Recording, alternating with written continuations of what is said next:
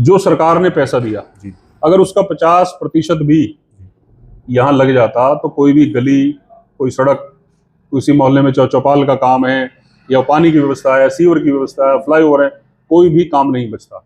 लेकिन जो भी पैसा आया लगभग 70-80% पैसा भ्रष्टाचार की भेंट चढ़ गया।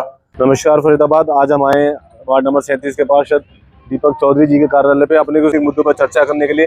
तो आइए मिलते हैं दीपक चौधरी जी से और करते हैं अपने कुछ बात। जी नमस्कार। नमस्कार, कैसे हैं भाई? बहुत बढ़िया भूपित भाई। तो हम आपसे आज कुछ विषयों पे आपसे चर्चा करने के लिए आए हैं, जैसे कि आप 5 साल पार्षद भी रहे, आपका बहुत अच्छा एक्सपीरियंस भी रहा, तो उस बारे में आपसे हम कुछ जानना चाहेंगे। तो हरियाणा में जैसे कि इलेक्शन कब है? अभी जो चुनाव होने जा रहे हैं वो लोकसभा के चुनाव होंगे। मार्च में 10-12 तारीख के आसपास डिक्लेयर होने की संभावना है। उसके बाद फिर हरियाणा विधानसभा के चुनाव होंगे जो कि सितंबर-अक्टूबर 2024 में होंगे। जी, मैं आपसे ये जानना चाहता हूँ कि आप जैसे 5 साल पार्षद रहे, तो हमारे यहाँ का नगर निगम प्रशासन कैसा है? नगर निगम प्रशासन के बारे में अगर बात करें तो शायद इस फरीदाबाद शहर का बच्चा बच्चा जानता है कि नगर निगम के प्रशासन किस तरह का रहा अपने कार्यकाल में। हमारे समय में जो चीजें हमने देखी, इतनी अव्यवस्था शायद शहर की किसी भी एजेंसी के अंदर नहीं होगी जितनी नगर निगम के अंदर है। चाहे सफाई की बात हो, चाहे सीवर की व्यवस्था हो, और जो सबसे बड़ी बात है भ्रष्टाचार। भ्रष्टाचार के इतने सारे मामले हम लोगों ने उजागर किए। बहुत बड़ा चर्चित रहा 200 करोड़ का मामला, उसमें कई कमिश्नरों का भी नाम आया, बहुत सारे अधिकारी भी जिसमें जेल गए। और विशेष रूप से बल्लभगढ़ विधानसभा की अगर मैं बात करूं तो 200 करोड़ रुपए के मामले में भी बल्लभगढ़ विधानसभा भ्रष्टाचार का केंद्र रहा। चलिए हम पुलिस प्रशासन की बात करते हैं। पुलिस प्रशासन हमारे शहर का कैसा है? हम पूरे ही मतलब बल्लभगढ़ विधानसभा की बात करते हैं। देखिए, इस समय जो फरीदाबाद में कमिश्नर हैं राकेश आर्य जी, बहुत ही अच्छे अधिकारी हैं और मैं समझता हूं जब से वो आए हैं पुलिस की कार्यप्रणाली में काफी सुधार हुआ है। इससे पहले अमिताभ ढिल्लों जी रहे, उनके समय में अच्छा रहा, सुभाष यादव जी के समय में अच्छा रहा, अब इनके समय भी अच्छा कार्य पुलिस के जो कर्मचारी है वो कर रहे हैं। बीच में काफी व्यवस्था रही लेकिन फिर भी अभी बहुत सुधार की। बल्लभगढ़ तहसील के बारे में अगर आपसे बात करें तो क्या कुछ आप उससे कितना संतुष्ट है बल्लभगढ़ तहसील की कार्यप्रणाली से? देखिए, बल्लभगढ़ तहसील के जितने बुरे हालात हैं शायद कम शब्दों में बयां करना बड़ा मुश्किल है। पिछले लंबे समय से आप देख रहे हैं कभी पटवारियों की हड़ताल, अगर कोई पटवारी बैठता है तो रजिस्ट्री हो भी गई तो उस रजिस्ट्री की मोटेशन के लिए एक आम आदमी को 4-5 हजार रुपए दोबारा देने पड़ते हैं, तब उसकी मोटेशन होती है। बल्कि कानून ये कहता है कि रजिस्ट्री हो गई तो 2-4 दिन के बाद ऑटोमेटिकली वो मोटेशन चढ़ जानी चाहिए और उसकी रजिस्ट्री के साथ मोटेशन की डिटेल भी मिलनी चाहिए, क्योंकि जब रजिस्ट्री की पेमेंट जब करते हैं लोग तो उसके साथ ही मोटेशन के पैसे भी सरकार के द्वारा ले लिए जाते हैं। लेकिन पटवारियों ने 4-4 अपने असिस्टेंट रख रखे हैं जो कि सेवा का काम नहीं करते, सिर्फ और सिर्फ रिश्वतखोरी का काम करते हैं, लोगों को लूटने का काम करते हैं। तो क्या आपके हिसाब से जायज है? नहीं, हमारे हिसाब से तो 100% नाजायज है।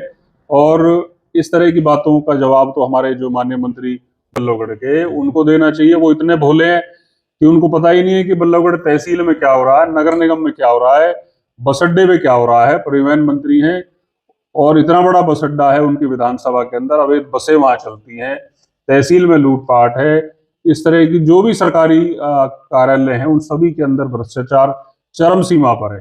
हालांकि कई बार देखा गया है कि आप मतलब बीजेपी सरकार और हमारे मंत्री जी के खिलाफ नाराज रहे हैं, थोड़े से उनके खिलाफ अक्सर आप बोलते रहे हैं अलग अलग मंचों पे। तो मतलब क्या कुछ नाराजगी आपकी उन लोगों से रही है? हमारी जो नाराजगी है, जो जनता जनार्दन ने उन्हें मौका दिया, आशीर्वाद दिया और जो जिम्मेदारी दी और जो सरकार, जो चौकीदार उन्हें बनाया, लेकिन जब चौकीदारी चोरी करने लगे शहर में तो लोगों के लिए बड़ी मुश्किल हो जाती है।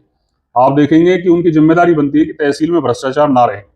तहसील में भ्रष्टाचार है, बस अड्डे में भ्रष्टाचार है, नगर निगम का जो पैसा शहर की डेवलपमेंट के लिए सरकार ने दिया उसके अंदर निरंतर लूट होती रही, चाहे 200 करोड़ का मामला हो।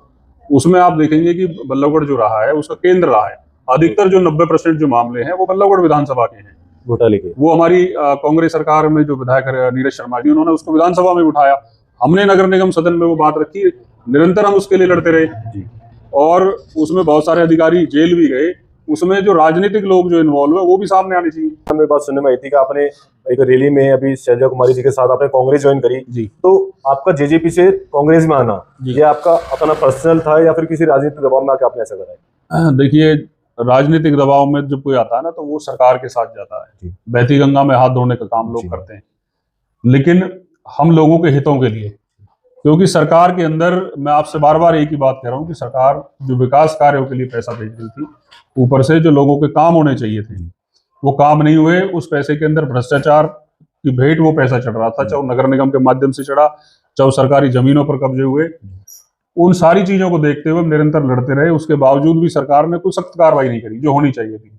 सिर्फ खाना पूर्ति के लिए FIR कर दी, 2-4 छोटे अधिकारियों को उसकी भेंट चढ़ा दिया, और जो कार्रवाई होनी चाहिए थी ईमानदारी से वो नहीं करी। उन्हीं सारी चीजों को देखते हुए हमने वहां से पार्टी छोड़ने का काम किया और कांग्रेस के साथ खड़े हुए, क्योंकि कांग्रेस ही इस हिंदुस्तान के अंदर एक ऐसी पार्टी है जो मजबूत विपक्ष का काम आज कर रही है, और आने वाले समय में कांग्रेस की विचारधारा के साथ लोग मजबूती से खड़े हैं। हमेशा चाहेंगे कि पब्लिक सत्य का साथ दे, जो अच्छा है उसको वोट करा जाए। धन्यवाद भूपित जी, आप जैसे नौजवान भाइयों से मैं उम्मीद करता हूं कि सत्य के लिए हम लोग मिलकर लड़ते रहेंगे और निश्चित रूप से सत्य की विजय होगी। ऐसी जानकारी के लिए हमारा चैनल पंचायती फैजाबाद सब्सक्राइब करें, लाइक करें, कमेंट करें। धन्यवाद।